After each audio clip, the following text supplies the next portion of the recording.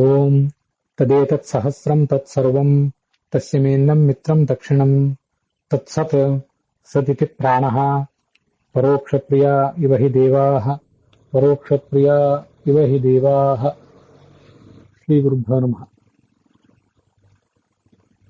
ಅನುಶಾಸನ ಪರ್ವದ ಪ್ರವಚನ ಸರಣಿಯಲ್ಲಿ ಇದು 230ನೇ ಭಾಗ.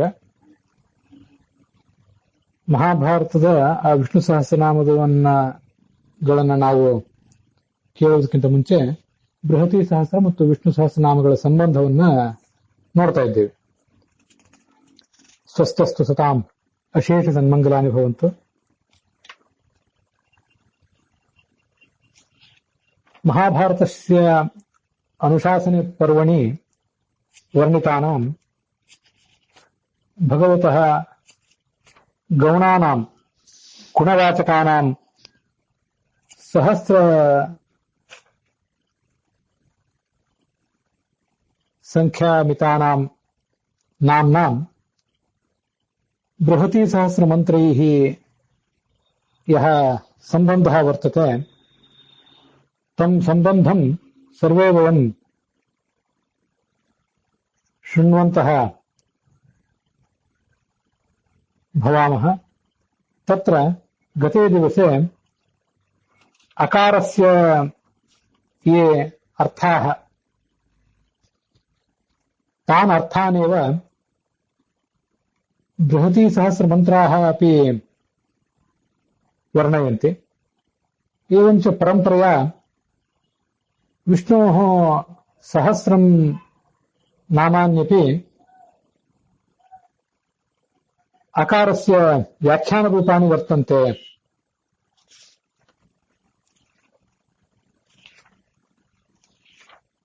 एतानि विष्णोः सहस्रनामानि बृहती सहस्र मंत्रांश्च यज्ञेऽपि शंसेत् कश्चन साधकः अथवा अयज्ञे अपि यज्ञरहिते अपि काले देशे प्रत्यहं पुमान् साधकः नारायणं ध्यात्वा तं प्रीणयितुं शक्नोति. तदेतत् बृहती सहस्रं भगवतः नारायणस्य अन्नम् इति शास्त्रेषु वर्ण्यते. अद्य खलु इमं विषयम् ऐतरेयभाष्ये वर्तमानम् आकर्णयामः. बृहती सहस्रमन्त्रेषु विष्णोः यशः इन्द्राभिधस्य इन्द्रपदवाक्यस्य विष्णोरेव न तु देवराजस्य शचीपतेः इन्द्रस्य यशः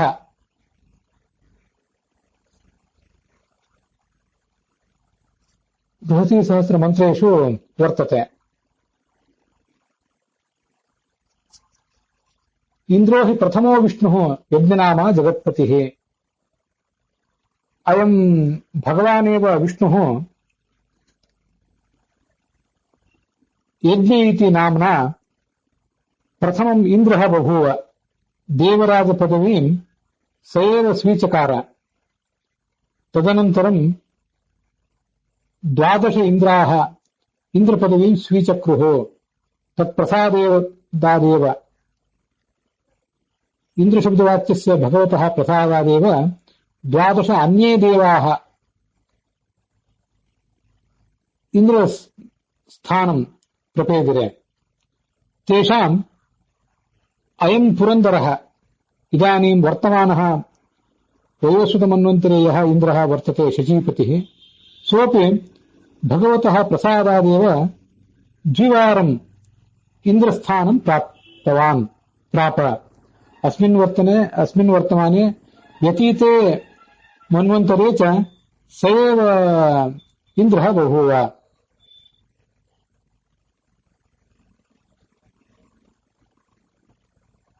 अयम् इन्द्रः शचीपतिः महावृतेन यज्ञेन भगवन्तं तुष्टाव. ಏವಂಚ ಮಹಾವ್ರತಾಖ್ಯ ಯಜ್ಞಕರಣ ಕಾರಣಾತ್ ಅಯಂ ಮಹೇಂದ್ರಃ ಇತಿ ಸ್ತೂಯತೆ. ಅದಿತಿ ಕಶ್ಯಪಯೋಃ ದಂಪತ್ಯೋಃ ಪ್ರಥಮಂ ಅಯಂ ದೇವೇಂದ್ರಃ ಶಚೀಪತಿಃ ಮಹೇಂದ್ರಃ ಜಜ್ಞೆ, ಅನಂತರಂ ಜಜ್ಞೆ ವಾಮನಃ.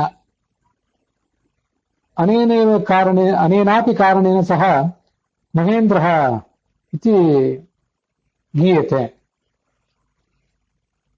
ಏವಂಚ ಮಹೇಂದ್ರತ್ವಂ ಮುಖ್ಯತಃ ಇಂದ್ರತ್ವಂ ಚ ಭಗವತಃ ವಿಷ್ಣೋರೇವ ವರ್ತತೆ ನ ತು ಅನ್ಯೇಷಾಂ ಇತ್ಯೇವಂ ಯಃ ಜಾನಾತಿ ಸಹ ವಿಷ್ಣೋಃ ಲೋಕಂ ಗಚ್ಚತಿ, ಭಗವತಃ ಲೋಕಂ ಪ್ರಾಪ್ನೋತಿ, ನಾಸ್ತ್ಯತ್ರ ಸಂಶಯಃ.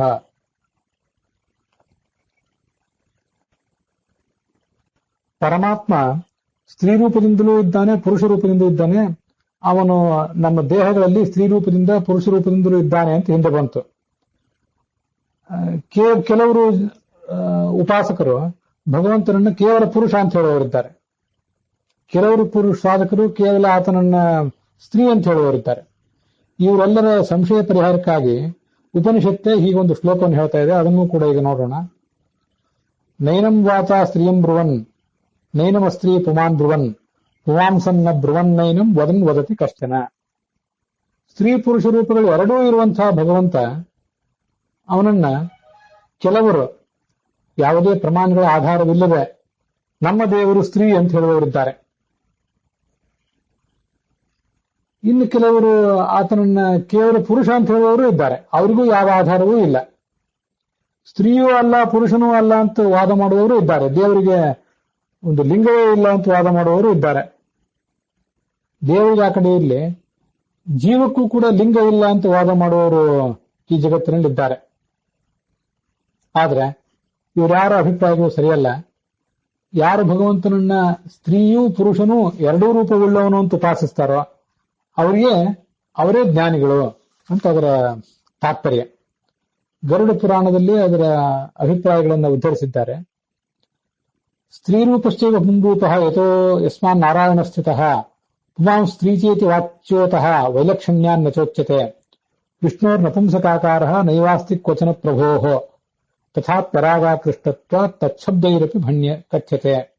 ಇದು ಗರುಡ ಪುರಾಣದ ಮಾತು. ಭಗವಂತನಿಗೆ ಅವನ ಮೂಲ ಸ್ವರೂಪದಲ್ಲಿಯೇ ಸ್ತ್ರೀ ರೂಪವೂ ಇದೆ, ಪುರುಷ ರೂಪವೂ ಇದೆ. ಆದ್ರಿಂದ ಭಗವಂತನನ್ನು ನಾವು ಸ್ತ್ರೀ ಅಂತ ಹೇಳಿದ್ರು ತಪ್ಪಲ್ಲ, ಪುರುಷ ಅಂತ ಹೇಳಿದ್ರು ತಪ್ಪಲ್ಲ.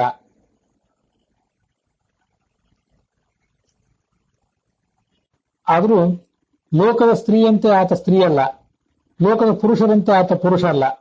ಇಂಥದ್ದೊಂದು ವೈಲಕ್ಷಣ್ಯ ಅವನಿಗಿದೆ. ಅವನಿಗೆ ನಪುಂಸಕ ರೂಪ ಇದೆಯಾ ಅಂದ್ರೆ ನಪುಂಸಕ ರೂಪ ಆತನಿಗಿಲ್ಲ. ಆದರೆ ನಪುಂಸಕ ಎಂಬ ಶಬ್ದದಿಂದ ಆತನನ್ನು ಹೇಳಲಿಕ್ಕೆ ತೊಂದರೆ ಇಲ್ಲ.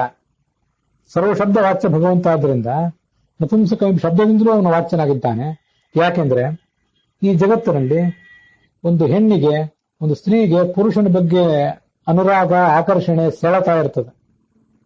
ಪುರುಷನಿಗೆ ಸ್ತ್ರೀಯ ಬಗ್ಗೆ ಸಮಾನವಾದ ಆಕರ್ಷಣೆ ಇರ್ತದೆ. ಭಗವಂತ ಯಾವ ಸ್ತ್ರೀ ಬಗ್ಗೆನೂ ಕೂಡ ಅಂಥ ಲೌಕಿಕವಾದಂತಹ ಆಕರ್ಷಣೆ ಇರುವಂಥವನಲ್ಲ. ಹೀಗೆ ಸ್ತ್ರೀ ಸಹಜವಾದ, ಪುರುಷ ಸಹಜವಾದ ರಾಗ, ಆಕರ್ಷಣ ಇದ್ಯಾವುದೂ ಇಲ್ಲವಾದ್ರಿಂದ ಅವನನ್ನು ನಪುಂಸಕ ಅಂತ ಹೇಳಲಿಕ್ಕೂ ಕೂಡ ತೊಂದರೆ ಇಲ್ಲ. ಗರುಡ ಪುರಾಣದ ಮಾತುಗಳನ್ನೇ ಐತ್ರೇಯ ಭಾಷೆಯಲ್ಲಿ ಇನ್ನೂ ಕೆಲವು ಶ್ಲೋಕಗಳನ್ನು ಉದ್ಧರಿಸ್ತಾರೆ. ನಾರಾಯಣಾದಿ ರೂಪೇಣ ಪಂಚಧೇಶ ಹರಿಶ್ಚಿತಃ. ನಾರಾಯಣ, ಸಂಕರ್ಷಣ, ಪ್ರದ್ಯುಮ್ನ, ಅನಿರುದ್ಧ, ವಾಸುದೇವ ಅಂತ 5 ರೂಪಗಳು ಭಗವಂತನಿಗೇನಿವೆ. ಬೃಹತಿ ಸಹಸ್ರದಿಂದ ಪ್ರತಿಪಾದ್ಯಾವು ಅಂತ ನಾವು ನೋಡಿದ್ದೇವಲ್ಲ, ಅದೇ ಹೆಸರಿನ ಸ್ತ್ರೀ ರೂಪಗಳು ಆತನಿಗಿವೆ. ಆ ಸ್ತ್ರೀ ರೂಪಗಳು, ಆ ಪುರುಷ ರೂಪಗಳು ಯಾವತ್ತೂ ಸಂಗಮ ಮಾಡ್ತವೆ ಅಂತ ಅದರ ತಾತ್ಪರ್ಯ ಇದೆ.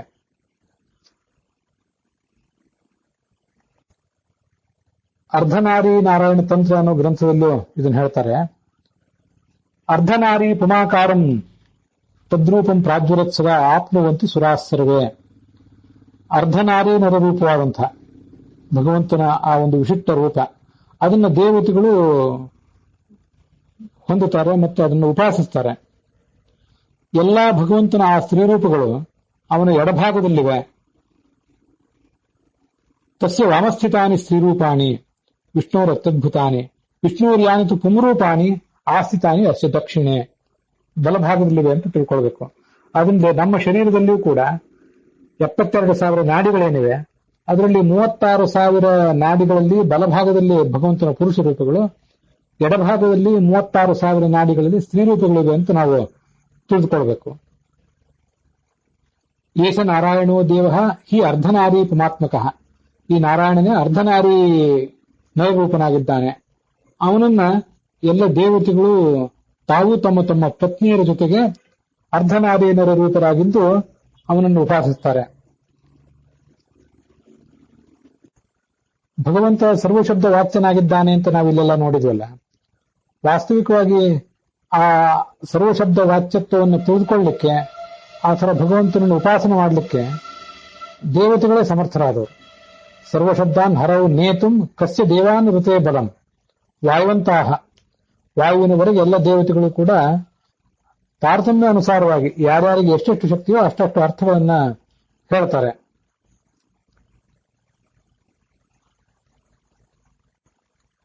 ಇದೆಲ್ಲವೂ ಕೂಡ ಅರ್ಧನಾರಿ ನಾರಾಯಣ ತಂತ್ರ ಅನ್ನುವ ಗ್ರಂಥದಿಂದ ಉದ್ಧೃತವಾದದ್ದು. ಕಳೆದ ದಿವಸ ನಾವು ಅಕಾರದಿಂದ ವಾಚ್ಯನಾದವನು ಭಗವಂತ ಅಂತ ನೋಡಿದೆವು. ಅದನ್ನು ಉಪನಿಷತ್ತೇ ಹೀಗೆ ಹೇಳಿದೆ, ಅಹ ಇತಿ ಬ್ರಹ್ಮ. ಪರಮಾತ್ಮನು ಅಕಾರದಿಂದ ವಾಚ್ಯನಾಗಿದ್ದಾನೆ. ಹೀಗೆ ಉಪನಿಷತ್ತೇ ಅದಕ್ಕೆ ಪ್ರಮಾಣವಾಗಿದೆ. ಅಕಾರದ ಅರ್ಥಗಳನ್ನು ಕಳೆದ ದಿವಸ ನೋಡಿದ್ವಲ್ಲ, ಅದನ್ನ ಹೀಗೊಂದು ಪ್ರಮಾಣ ಶ್ಲೋಕದಲ್ಲಿ ಹೇಳ್ತಾರೆ. ಇದೊಂದು ಶಬ್ದಗಳ ಅರ್ಥವನ್ನು ಹೇಳುವಂಥ ಪ್ರಮಾಣ ಶ್ಲೋಕ. ಅನ್ಯತಾಚ ನಿಷೇಧಸ್ಯ ವಿರುದ್ಧತ್ವಮಿತಿ ತ್ರಯಃ ಅಕಾರಾರ್ಥಾಃ ಹಿ ಅಭಾವಸ್ತು ನಿಷೇಧೈಕ ಸ್ವರೂಪತಃ. ಅನ್ಯತಾ ಅಂದ್ರೆ ಭೇದ ಅಂತ ಅರ್ಥ. ಅಕಾರಕ್ಕೆ ಭೇದ ಅಂತನೂ ಅರ್ಥ ಇದೆ. ಸುರ ಅಸುರ ಅಂತ ಹೀಗೆ ಹೇಳಿದಾಗ ಆ ಸುರರಿಗಿಂತ ಭಿನ್ನರಾದವರು ಅಸುರರು, ಆ ಭಿನ್ನರು ಅಂತ ಅರ್ಥ. ಹಾಗೆ ವಿರೋಧಿಗಳು ಅಂತ ಅರ್ಥ. ಸುರರನ್ನ ಯಾವತ್ತೂ ಕೂಡ ವಿರೋಧಿಸುವವರೇ ಅಸುರರು. ಇನ್ನು ಕೆಲವು ಕಡೆ ಜ್ಞಾನಿ ಅಜ್ಞಾನಿ ಅಂತ ಹೀಗೆ ಹೇಳಿದಾಗ ಅಲ್ಲಿ ಕೇವಲ ಅನ್ಯತಾ ಅಂದ್ರೆ ಭೇದವಿದೆ. ಅಧನ ಅಂತ ಹೇಳಿದಾಗ ಅಲ್ಲಿ ಅಭಾವ ಅನ್ನೋ ಅರ್ಥವಿದೆ. ನೈವಿದ್ಯತೆ ಧನಂ ಯಶಸಃ. ಹೀಗೆ ಅಧನ ಅನ್ನುವಲ್ಲಿ ನಿಷೇಧ ಅಂತ ಅರ್ಥ. ಅಜ್ಞಾನಿ ಎಂಬಲ್ಲಿ ಅನ್ಯತಾ ಅಂತ ಅರ್ಥ, ಬೇರೆದು ಅಂತ ಅರ್ಥ. ಸುರರು ಅಸುರರು ಅಂತ ಹೇಳಿದಾಗ ಸುರರಿಗಿಂತ ವಿರುದ್ಧರಾದವರೇ ಅಸುರರು ಅಂತ ಅರ್ಥ ಆಗ್ತದೆ. ಇವೆಲ್ಲ ಅಕಾರದ ಭಿನ್ನ ಭಿನ್ನ ಅರ್ಥಗಳು. ತದ್ವಾ ಇದಂ ಬೃಹತಿ ಸಹಸ್ರಂ ಸಂಪನ್ನಂ ತಸ್ಯ ವಾ ಏತಸ್ಯ ಬೃಹತಿ ಸಹಸ್ರಸ್ಯ ಸಂಪನ್ನಸ್ಯ ಷಟ್ತ್ರಿಂಶತಂ ಅಕ್ಷರಾಣಾಂ ಸಹಸ್ರಾಣಿ ಭವಂತಿ ತಾವಂತಿ ಪುರುಷಾಯುಷಃ ಅಹ್ನಾಂ ಸಹಸ್ರಾಣಿ ಭವಂತಿ ಜೀವಾಕ್ಷರೇಣೈವ ಜೀವಾಹರಾಪ್ನೋತಿ ಜೀವಾನ್ಹ ಜೀವಾಕ್ಷರಂ ಇತಿ ಇತ್ಯನಕಾಮ ಮಮಾರಹ. ಅದರ ಭಾಷ್ಯದಲ್ಲಿ ಹೀಗೆ ಅರ್ಥ ಹೇಳ್ತಾರೆ. ಷಟ್ತ್ರಿಂಶ ಸಹಸ್ರಾಣಿ ಬೃಹತ್ಯುತ್ಥಾರ್ಣಗಾನಿತೋ. ಹರಿಯ 36,000 ಸ್ತ್ರೀರೂಪಗಳು, ಅಷ್ಟೇ 36,000 ಸಂಖ್ಯೆಯ ಪುರುಷ ರೂಪಗಳು ಇವೆಯಲ್ಲ, ಅವೆಲ್ಲ ಬೃಹತಿ ಸಹಸ್ರದ ವ್ಯಂಜನಗಳಲ್ಲಿ ಮತ್ತೆ ಸ್ವರಗಳಲ್ಲಿ ಇವೆಯಲ್ಲ, ಅವು ಈ ಹಗಲು ರಾತ್ರಿಗಳಿಗೆ ಅಭಿಮಾನಿಗಳಾದಂತಹ ಸೂರ್ಯನ ರೂಪಗಳಲ್ಲಿ, ಆ ಸೂರ್ಯನ ಎಲ್ಲಾ ರೂಪಗಳಲ್ಲಿಯೂ ಕೂಡ ಈ ಸ್ತ್ರೀ ರೂಪಗಳು ಮತ್ತು ಪುರುಷ ರೂಪಗಳು ಅಂತರ್ಯಾಮಿಯಾಗಿವೆ. ಅಹ್ನಾಮಪಿ ಅಭಿಮಾನಿಷು ಸೂರ್ಯ ರೂಪೇಶು. ನಮಗೆ ಹಗಲು ಮತ್ತು ರಾತ್ರಿಗೆ ಅಭಿಮಾನಿಗಳು ಯಾರು? ನಮಗೆ ಇದೆಲ್ಲ ಬೇರೆ ಬೇರೆ ಕಡೆ ಬೇರೆ ಬೇರೆ ರೀತಿಯಾಗಿ ಬಂದಿರ್ತದೆ. ರಾತ್ರಿಗೆ ಚಂದ್ರನು ಕೂಡ ಅಧಿಪತಿ ಅಂತ ನಾವು ಹೇಳ್ತೇವೆ, ಅದು ಅಲ್ಲಂತಲ್ಲ. ಆದ್ರೆ ಸೂರ್ಯನಿಗೆ ಅನೇಕ ರೂಪಗಳಿವೆ.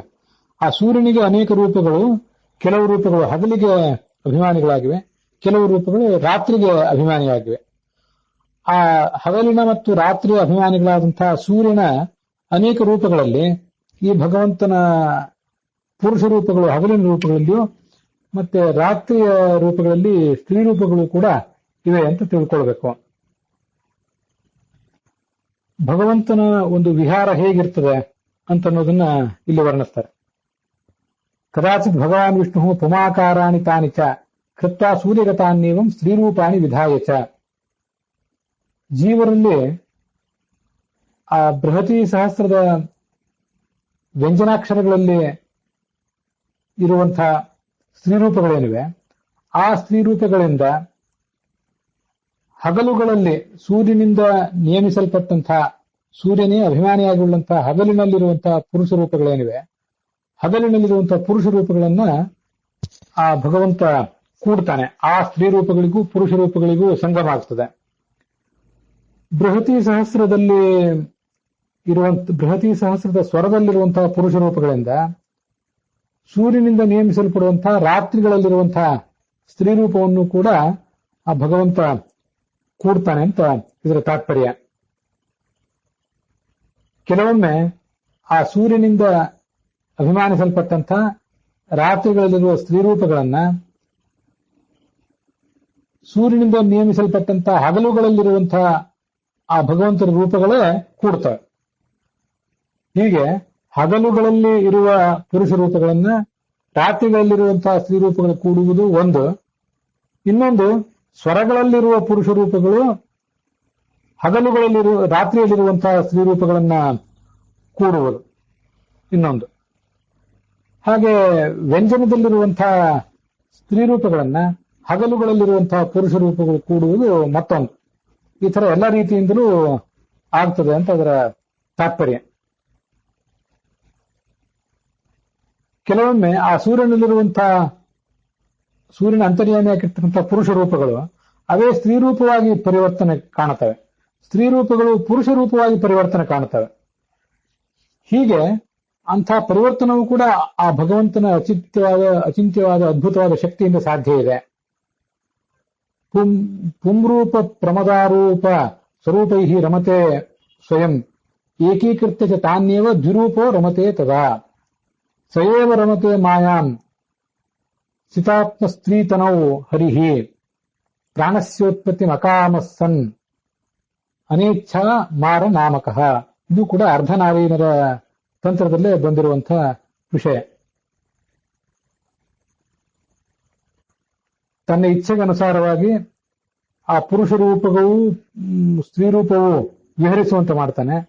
ಆ ಪುರುಷ ರೂಪಗಳನ್ನ ಎಲ್ಲ ಒಂದು ಮಾಡ್ತಾನೆ, ಸ್ತ್ರೀ ರೂಪಗಳನ್ನು ಒಂದು ಮಾಡ್ತಾನೆ. ಈ ತರ ನಾನಾ ರೀತಿಯಾದಂತಹ ವಿಹಾರಗಳನ್ನ ಆ ಭಗವಂತ ಮಾಡ್ತಾನೆ ಅಂತ ಅಲ್ಲಿ ವರ್ಣಿತ ಆಗಿದೆ.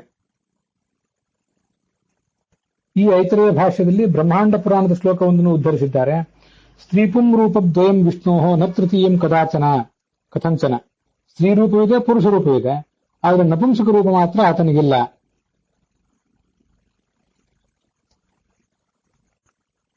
ಈ ಪರೋಕ್ಷ ಪ್ರಿಯ ಇವ ಹಿ ದೇವಾಹ, ಪರೋಕ್ಷ ಪ್ರಿಯ ಇವ ಹಿ ದೇವಾಹ ಅಂತ ನಾನು ಮಂಗಲಾಚರಣದಲ್ಲಿ ಕಳೆದ ಕೆಲವು ದಿವಸಗಳಿಂದ ಹೇಳ್ತಿದ್ದೇನೆ.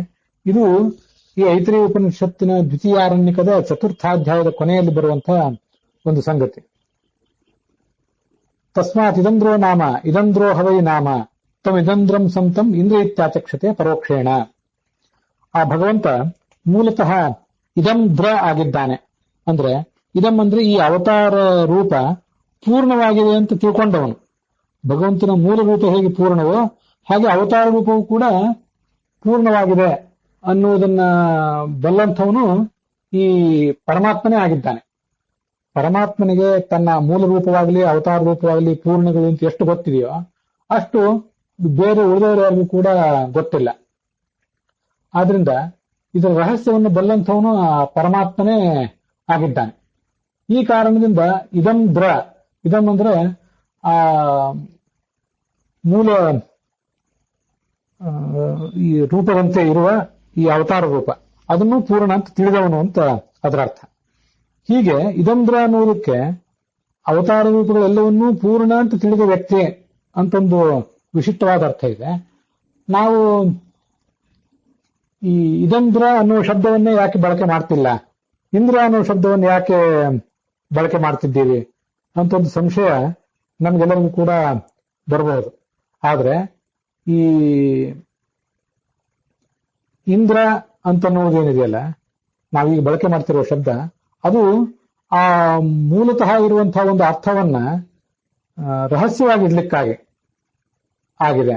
ದೇವತೆಗಳು ಕೂಡ ಆ ಶಾಸ್ತ್ರದಲ್ಲಿ ಬಂದಿರುವಂತಹ ಸಂಗತಿಗಳನ್ನ ನೇರವಾಗಿ ವರ್ಣಿಸುವುದಿಲ್ಲ. ಅವರು ಅತ್ಯಂತ ಗುಪ್ತವಾಗಿ ಇಟ್ಟಿರ್ತಾರೆ ಅವೆಲ್ಲವನ್ನು ಕೂಡ. ಹೀಗೆ ಪರೋಕ್ಷ ಪ್ರಿಯ ಇವ ಹಿ ದೇವಾಹ, ಪರೋಕ್ಷ ಪ್ರಿಯ ಇವ ಹಿ ದೇವಾಹ, ಎಲ್ಲವನ್ನು ಕೂಡ ಪರೋಕ್ಷವಾಗಿಯೇ ಅವರು ವರ್ಣಿಸುವಂತ ಸ್ವಭಾವ ಇದ್ದವರು. ಸ್ಪಷ್ಟವಾಗಿ ನೋಟಿಸ್ ಬೋರ್ಡ್ ಮೇಲೆ ಬರೆದಿರುವಂತೆ ಅವರು ಅದೆಲ್ಲವನ್ನು ವರ್ಣಿಸುವಂತವರು ಅಲ್ಲ. ಅದಕ್ಕಾಗಿ ಆ ಪರಮಾತ್ಮನನ್ನ ಇದಂದ್ರ ಎಂಬುದಾಗಿ ಹೇಳದೆ ಇಂದ್ರ ಎಂಬುದಾಗಿ ಹೇಳ್ತಾರೆ ಅಂತ ಅದರ ತಾತ್ಪರ್ಯ ಆಗ್ತದೆ. ಅದರ ಭಾಷ್ಯದಲ್ಲಿ ಕೂಡ ಹಾಗೆ ವರ್ಣನೆ ಮಾಡಿದ್ದಾರೆ.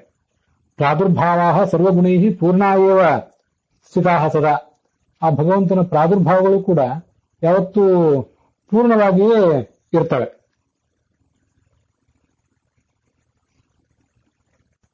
ಗುಣಪೂರ್ಣ ಸ್ವರೂಪಸ್ಯ ತು ಅಪರೋಕ್ಷೇಣ ದರ್ಶನಾತ್. ತನ್ನ ಗುಣಪೂರ್ಣವಾದ ಸ್ವರೂಪವನ್ನು ಅಪರೋಕ್ಷತಃ ಕಂಡವನು ಸರ್ವದಾ ಏವ ಅಸವು ಇಂದ್ರ ಮತಃ. ಈ ಕಾರಣದಿಂದ ಅವನನ್ನ ಇಂದ್ರ ಅಂತ ಹೇಳ್ತಾರೆ. ಬ್ರಹ್ಮಾದಿಗಳಿಗೆ ಆ ಪರಮಾತ್ಮನ ಗುಣಪೂರ್ಣತ್ವ ಸ್ವರೂಪದ ಒಂದು ದರ್ಶನ ಏನಿದೆಯಲ್ಲ, ಪರಮಾತ್ಮನ ಅನುಗ್ರಹದಿಂದ ಆಗಬೇಕೇ ಹೊರತು ಸ್ವತಃ ಅವರಿಗೆ ಅದರಿಂದ ಆಗೋದಿಲ್ಲ.